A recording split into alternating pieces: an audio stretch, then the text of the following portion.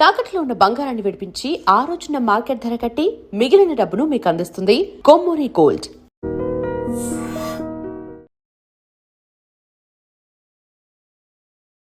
వీక్షించేటువంటి I dream ప్రేక్షకులకి పరాభవనామ సంవత్సర యుగాది శుభాకాంక్షలు. వాగర్థవివ సంపృక్తౌ వాగర్థ ప్రతిపత్తయే జగతః పితరౌ వందే పార్వతీ పరమేశ్వరౌ. ఆదిత్యాయ చ సోమాయ మంగళాయ బుధాయ చ గురుశుక్రశనిభ్యశ్చ రాహవే కేతవే నమః. శృంగేరి జగద్గురు పీఠాధిపతులకి, కంచి పీఠాధిపతులకి నమస్కారములు తెలియజేసుకుంటూ కార్యక్రమాన్ని ప్రారంభిద్దాం. ఈ యొక్క పరాభవనామ సంవత్సరంలో సింహరాశిలో జన్మించినటువంటి వారికి ఆదాయం 5, వ్యయం 5, రాజ్యపూజ్యం 7, అవమానం 7 అన్నీ కూడాను సరి సమానంగానే ఉన్నాయి.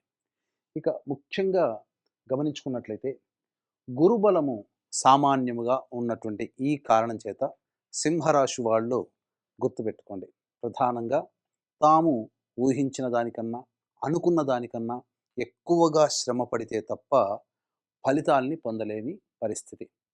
కాబట్టి సింహరాశి వారికి అష్టమ శని ప్రభావము, అలాగే గురువు కూడాను సామాన్యంగా అనుకూలించడము, ఈ కారణం చేత మిశ్రమమైనటువంటి ఫలితాలు. కాబట్టి దైవానుగ్రహం తప్పనిసరి.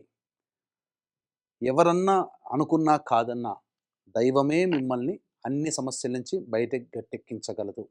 కాబట్టి మీ ప్రతి ప్రయత్నానికి తోడుగా దైవానుగ్రహాన్ని సంపాదించుకొని ప్రయత్నం చేయండి.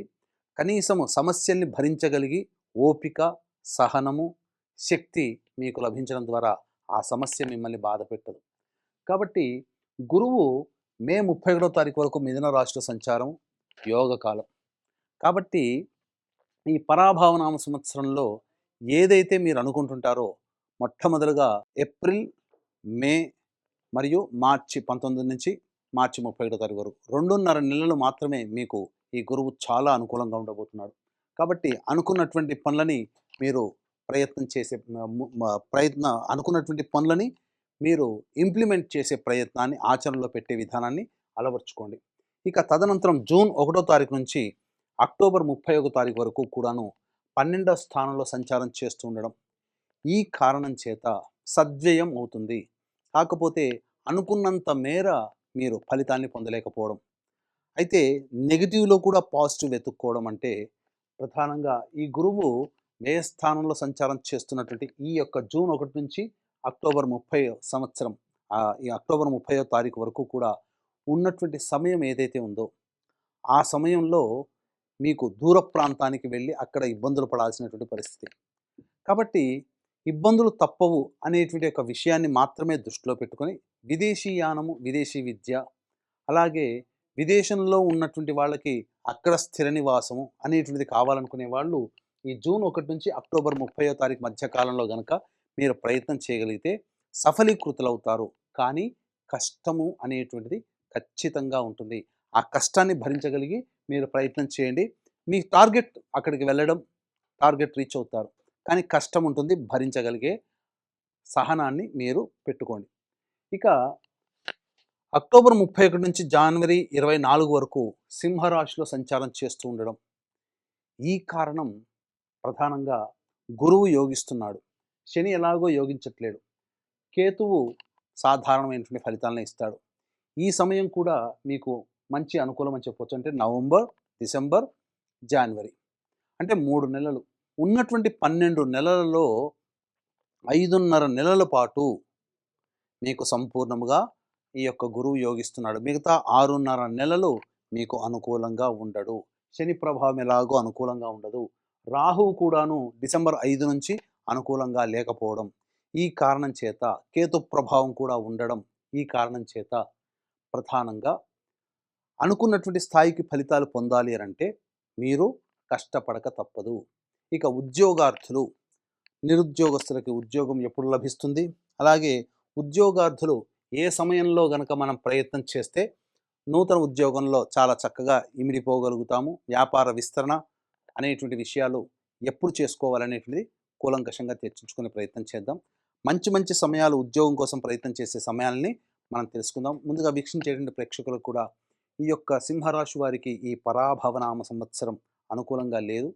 కాబట్టి 12 రాశుల వారికి కూడా నవగ్రహాలు అనుకూలిస్తేనే మనం అన్ని విధాలుగా యోగదాయకంగా ఉంటాము. మనం చేసే ప్రతి కదలిక, ప్రతి పని, మంచి, చెడు, లాభము, నష్టము అన్నీ నవగ్రహాల యొక్క అనుగ్రహంతోనే.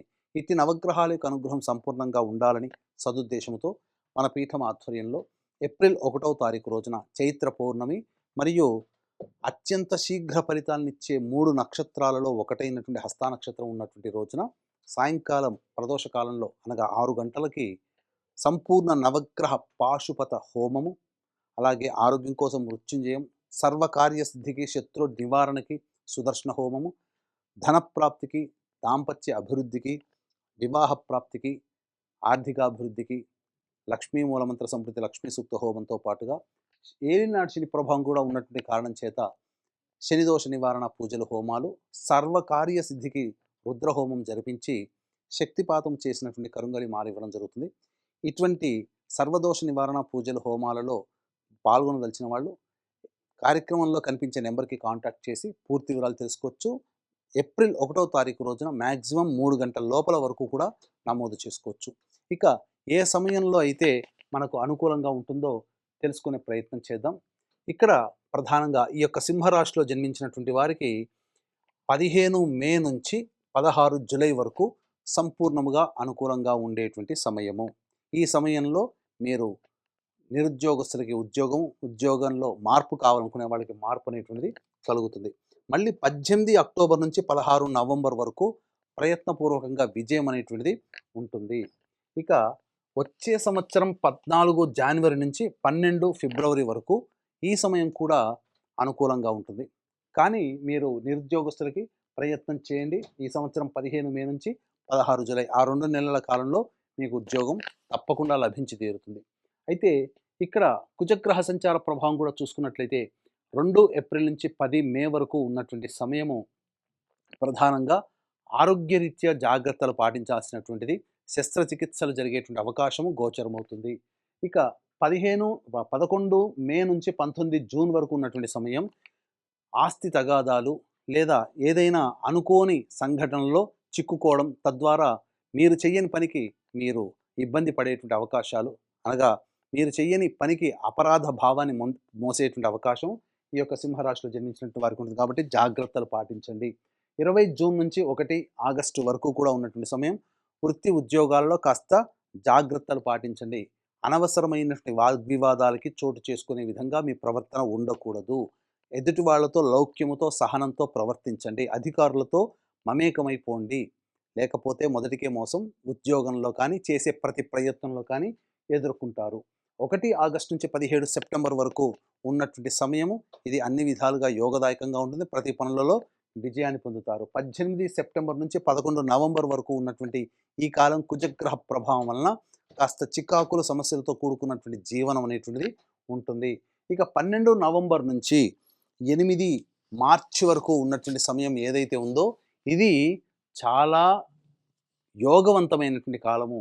ఈ సమయంలోనే మీరు గృహ నిర్మాణం చేసుకోవాలి అనుకునేటువంటి వాళ్ళకి గృహ నిర్మాణం అనగా నూతన గృహ ప్రాప్తి అనేటువంటిది కలుగుతుంది. గృహ మరమ్మతులు కానీ, వాహన కొనుగోలు కానీ జరిగేటువంటి అవకాశం ఉంటుంది. కాకపోతే 12 నవంబర్ నుంచి మరియు ఈ 8 మార్చి వరకు ఉన్నటువంటి సమయం ఏదైతే ఉందో ఇది మీలో అత్యుత్సాహాన్ని పెంపొందిస్తుంది. ఏ పనైనా చేయగలిగేటువంటి దుందుడుకు స్వభావము, ముందడుగు వేసేటువంటి స్థితి ఉంటుంది. కాబట్టి ఇవన్నీ బాగున్నప్పుడు మీరు తీసుకునే నిర్ణయం పెద్దవాళ్ళ యొక్క సలహాలు, సూచనలు కనుక పాటించినట్లయితే మంచి స్థితిని పొందుతారు.